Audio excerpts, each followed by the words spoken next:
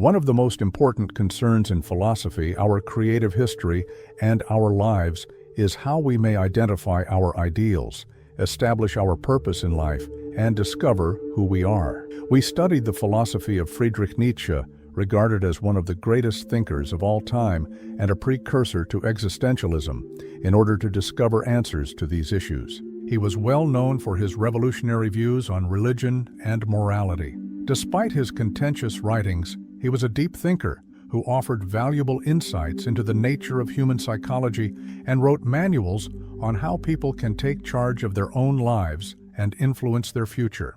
Nietzsche authored a number of publications, and his ideas have impacted the lives of numerous individuals, including social revolutionaries, psychologists, poets, and dancers. Finding yourself is one of life's most important responsibilities, according to Nietzsche. Based on his ideas, here are 4 stages that can help you become more self-aware and the person you truly want to be. Accept the things that bring you meaning. According to Nietzsche, a person with a why can persevere through nearly any how. According to Nietzsche's philosophy, we should accept the things that personally hold significance in our life. God used to ensure the meaning of everything, but Nietzsche argues that in today's more secular and scientific culture, we can no longer look to religion for meaning. He was concerned about this because, in the absence of assistance, the typical person might be influenced to become nihilistic, which is characterized by a broad lack of interest and a refusal to find purpose in life. Nietzsche provides us with 3 ways to deal with this circumstance so that we might find purpose in our life. The first recommendation is to substitute philosophy, art, music, literature, theater, and other humanities disciplines for religion in order to provide comparable advantages. We can put our pain and hardships in perspective and realize how similar our lives are to those of individuals around us thanks to the humanities. They also provide us suggestions on how to handle issues that we all encounter. But it's crucial to view them as living instruments rather than only as scholarly research. Appreciate tragic plays to appreciate and comprehend the beauty in sad occurrences, not simply for pleasure, or read history for the lessons it teaches us and utilize to better yourself. Nietzsche offers a second choice if you're not interested in the humanities. Becoming an Übermensch, a superhuman who generates his own meaning and values independently of outside influences, is known as the Übermensch. By creating his own meaning and accepting complete responsibility for it, such a person solves the puzzle of life's purpose. Few men, in Nietzsche's opinion, have approached the status of Übermensch. These include Goethe, Buddha, Napoleon Bonaparte, and Julius Caesar. By examining ourselves and comparing our own values with those we merely pretend to appreciate because society says so, we common people can attempt to discover some significance in our lives. According to Nietzsche, human psychic development is an ongoing narrative in which we must all take part. Nietzsche offers another method of finding purpose if you don't value being superhuman, loving your life no matter what it entails. One of Nietzsche's most intriguing concepts is the love of fate, which may provide us with a lot of comfort when we need it most. Understanding that every event in your life, good, bad, and ugly, has shaped who you are and what you are doing today is essential to loving your destiny. There will undoubtedly be setbacks when trying to build yourself, but embracing both the setbacks and the victories will help you rediscover your passion for life and find meaning in it, even in the darkest moments. Avoid adopting a herd mentality. According to Nietzsche, what we refer to as truth and universal principles has always merely been the individual expression of individuals who advocated them. He thought that what he called a herd mentality was brought about by a strict social code. This mindset aims for comfort, uniformity, and population preservation, much like a pack of animals. In a similar vein, society's moral code was established by individuals and subsequently enforced on others to regulate behavior. Although this shields us from some extreme actions, it also restricts our ability to be unique and creative. Furthermore, some people may even become more rebellious as a result of the strict and dogmatic assessment of human behavior, which can lead to extreme antisocial attitudes and, in the worst situations, deeds. The rebellious reaction may be equally severe if these authoritarian limits and regulations turn into oppressive and unwarrantedly severe. People with different viewpoints don't need to be very radical to advocate for the changes they wish to see in the world when society's moral code is flexible. In practice, morality is frequently taught in a fairly strict manner. Social, religious, and educational institutions are not the only ones that portray it in this manner. Most people also don't want to stand out from the crowd out of fear of being left out. Therefore, the representatives of these organizations believe that anyone who sticks out too much is dangerous and frightening. People are known to be afraid of the unknown, and this dynamic aptly illustrates this. This is evident in our day-to-day existence. This dynamic persists whether we are in the modern era or the Middle Ages. It all stems from the same place, whether it was Galileo's condemnation for thinking outside the box, or your peers making fun of you, or another student for being different at school. People who have given up their creativity, ideas, and goals make up the herd. They feel insecure and even intimidated by individuals who continue to display these traits. These individuals fear change and are reluctant to acknowledge that they have not yet reached their full potential. Even though this realization is unsettling, a self-reliant and independent person shouldn't let other people's errors to deter them. Rather, they ought to go their own way, break away from the flock, and shine a light so bright that it is impossible to ignore. You can begin by challenging and muting the critical voices you were exposed to as a child. Whoever told you that you couldn't accomplish your goals most likely did so out of concern that your success would bring out the worst in them, whether that person was a parent, a severe instructor, or a narcissistic partner. They made an effort to suppress your uniqueness and reintegrate you into the group.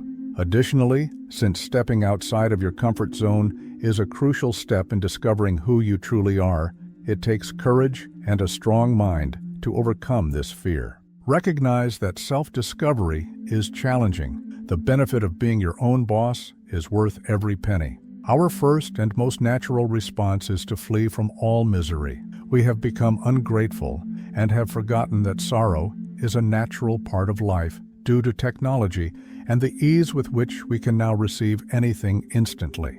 But according to Nietzsche, we can only genuinely develop spiritually when we are prepared to face difficulties. At the age of 29, Nietzsche wrote a stunning article titled Schopenhauer as Educator in 1873 that tackled this important issue of how we find ourselves. In this essay, he makes the case that if one wishes to be significant in this life, they must take the more challenging route, which frequently results in loneliness, in order to reach their full potential. Although it is difficult, being a solitary is a cost of having the freedom to be your own boss. You must separate yourself from other people and pursue your own independence in order to avoid being controlled by the collective, which might provide significant challenges. It is essential to refuse to accept the easy route and to choose to pursue the freedom to be who you are, no matter how difficult this may appear. Releasing oneself from all physical and mental demands is another aspect of freedom. To put it another way,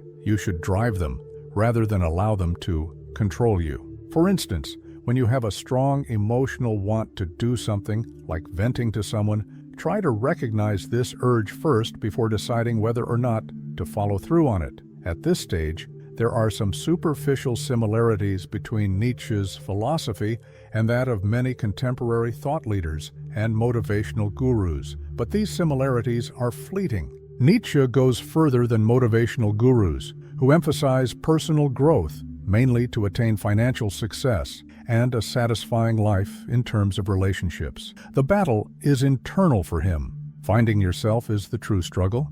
Additionally, this pursuit is far more difficult and calls for a different kind of sacrifice. Nietzsche suggests that if a motivational expert tells you to boost your confidence to gain popularity or get investors to your company, you should first look into the source of your confidence-boosting desire. And most of the time, it's just the urge to prove something to society or to impress people, like your friends or family. A straightforward examination will help you give up this desire and concentrate on broader topics like self-discovery and what truly matters in life. Additionally, this trip may turn you become a recluse. You risk getting into arguments with a lot of people if you refuse to make concessions. This entails altering your way of life, ending friendships or other connections, confronting your fears, and examining and conquering your worst feelings and emotions. You must free yourself from the bonds of fear and opinion. Nietzsche urges us to confront our own issues, but we shouldn't ignore them since there is a larger significance that must be comprehended. You must travel the world, encounter various temptations, but always remain fully conscious and eventually come out on the other side as a person with a stronger sense of moral character and a more complex inner self. You cannot say that you have lived life to the fullest if you don't actively go out and experience it. Your willingness to pay determines how far you can go. You must discover your inner genius if you want to attain a condition of self-possession and prevent living a life devoid of direction or purpose. Since you are unique and no one can do it for you, you must follow a road that no one else has ever taken in order to connect with this genius. Finding your individuality, that special collection of principles and things that you truly enjoy and that embody who you are, is the goal of self-discovery. Discover your actual values. Nietzsche presents us with a thought-provoking statement. What if a demon appeared in your midst of complete isolation one day or one night and declared, "This life that you now live and have already lived, you will have to live it again and again and again"? If such were stated, wouldn't you hurl yourself to the ground, clenching your teeth and cursing the devil? According to Nietzsche, in order to lift what he referred to as the biggest weight, we must establish our own ideals. The scenario that carries the most weight is a metaphor for the sensation of being crushed by your group's unappreciated values, which are the product of your repeated blunders. This idea is meant to get you to consider whether what you're doing has true meaning, or if you're merely doing what your group says is appropriate. You have completely customized yourself and will have the strength and bravery to lift the biggest weight if you think the things you are doing are worth doing again and again. Conversely, if you believe that your life isn't worth living again and again, you probably haven't developed your own values and are still a prisoner of what society expects of you and, worse, of yourself. You have most likely not yet re-examined the morals your group has forced upon you if you find yourself making the same old mistakes and feeling trapped by them. This indicates that you are not yet a completely formed person. The biggest load can only be removed when you reassess your moral environment. How many times have you avoided conflict by ignoring someone who was emotionally controlling you? Or how often have you or a friend told you that you're having the same issues and are with the wrong person again? You wouldn't find yourself in poisonous relationships only because it's the appropriate thing to do if you were true to yourself and your own ideals. You would realize that it isn't worth it to attempt to be a decent person in accordance with society's expectations. Nietzsche advises asking yourself questions about everything. Do you think you would want this repeatedly? It's time to transform yourself and reassess your values if the response is negative. The weight can only be lifted after that.